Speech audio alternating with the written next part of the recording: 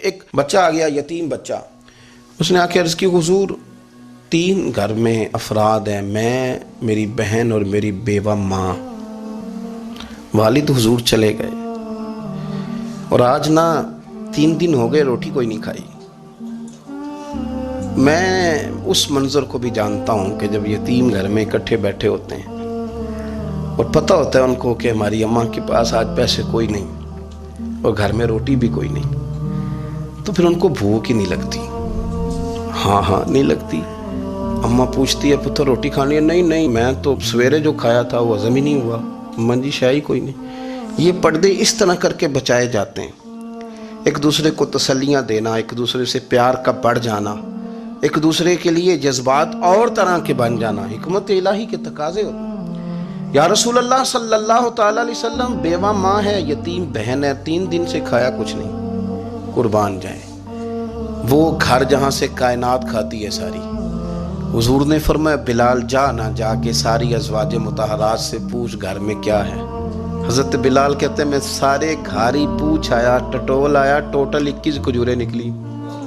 یہ 2 جہاں کے شاہ ہیں اور پاس کچھ رکھتے نہیں، 2 جہاں کی نعمتیں ہیں، ان کے خالی ہاتھ میں حضور کے سارے گھر کو میں ڈھونڈ 21 کھجوریں نکلی تو لا کے میں نے پیش کر دی، تو حضور نے ڈائریکٹ اس کو نہیں دی، نبی پاک نے اپنے ہاتھ پہ رکھ لی. اور کہتے ہیں پھر حضور نے نا اپنا منہ مبارک قریب کیا کھجوروں کے. صحابہ خود فرماتے ہیں کہ یہ جو حضور نے منہ مبارک قریب کیا ہے نا تو نبی پاک برکت کی دعا کر رہے تھے. 21 کھجوروں پہ برکت کی دعا ہوئی. حضور نے اس بچے کو بلایا، تھپکی دی، فرمایا لے جا 7 تیری بہن کی. انہیں معمولی نہ سمجھنا ہو تو حضرت بلال کہتے ہیں حضور 3 بھی دے دینا کبھی تو 30 سال ختم ہی نہیں ہوتی. 30 سال گزر جاتے ہیں، نکالتے رہو، کھاتے رہو، ختم ہی نہیں ہوتی.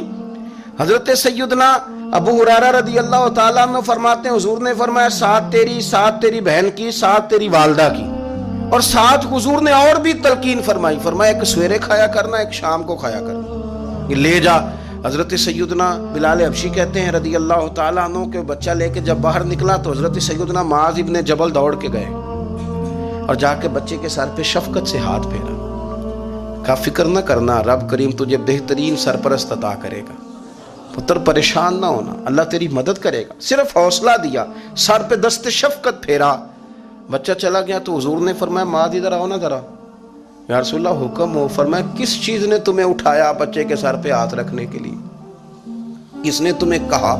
کس چیز نے تمہیں اٹھایا جو تم بچے تک پہنچ گئے؟ عرض کی یا رسول اللہ وہ جو میرے دل میں اللہ نے یتیم کے لیے رحمت رکھی ہے نا، اس نے مجھے اٹھایا تھا اور میں نے جا کے اس کے سر پہ دست شفقت پھیرا. تو حضور فرمانے لگے سن پھر، جو کسی یتیم کے سر پہ خالی ہاتھ بھی پھیر دے، جتنے بال اس کے ہاتھ کے نیچے آئیں گے نا، رب اتنی خطائیں معاف کرے گا، اتنی نیکیاں دے گا، اتنے درجے اس کے بلند کر دے گا. خالی دست شفقت ہی پھیر دے. دینا دلانا تو بعد کی بات ہے، اس کا خیال رکھنا. تو یہ جو ہمارے مدارس ہیں نا، ان میں اکثر بچے غریب ہوتے ہیں، لیکن کچھ بچے تگڑے گھروں کے بھی ہوتے ہیں، مالدار گھروں کے بھی ہوتے ہیں.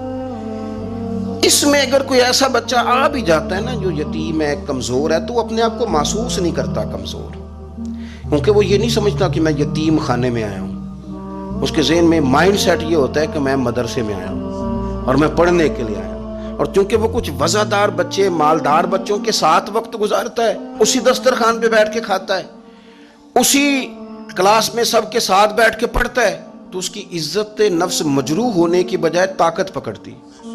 وہ برابری کی سطح پہ جب آتا ہے تو اسے محسوس ہوتا ہے کہ مجھے عزت دی جا رہی.